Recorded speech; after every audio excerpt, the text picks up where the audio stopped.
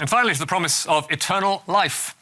2 weeks ago, Adelaide's Sunday Mail told us that a Swedish company called the Forever Social is about to make us all immortal.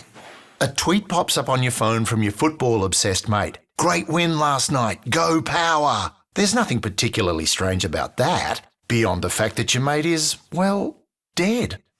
Wow, great story. And the Mail certainly thought so, giving journo Nathan Davis a full-page spread on the Forever Social's plans to bring digital immortality to users of Facebook, Instagram, Twitter and Snapchat.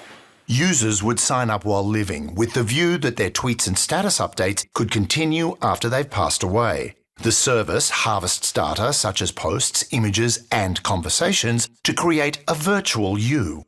The Mail's promise of digital nirvana came with quotes from the Forever Social's founder, Karl-Axel Mattiasson, such as, "I like to say we have created Heaven 2.0.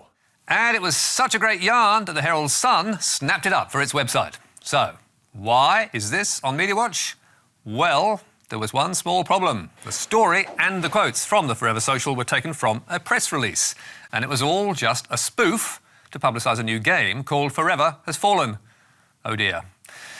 Davis did not call Sweden, so he did not discover that Karl-Axel Mattiasson does not exist, nor did he ring the Adelaide contact, as Kimon Lycos told us.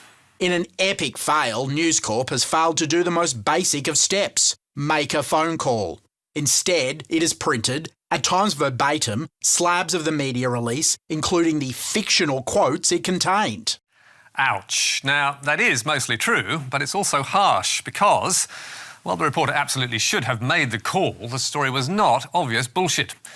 For a start, the Forever Social has a website, which makes it look like a genuine company, with history back to 2006, a full bio of founder Karl-Axel Mattiasson, and profiles of the corporate team. And Davis did make some calls for his story, to get comments from a lecturer at Flinders University and the president of the National Funeral Directors of Australia.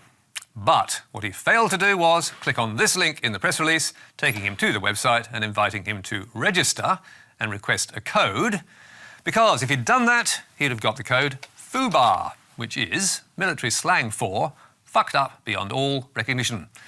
And not entering that in the box, he would have been told it was all just a publicity stunt for a game based on the forever fictional empire, which the Mail's sister paper, The Advertiser, actually covered back in 2018.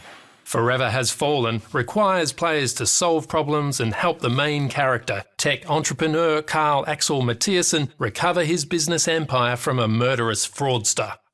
Whoops. The Mail has now apologised for its embarrassing mistake, describing it coyly as a clarification, which admits they failed to check and apologises to readers.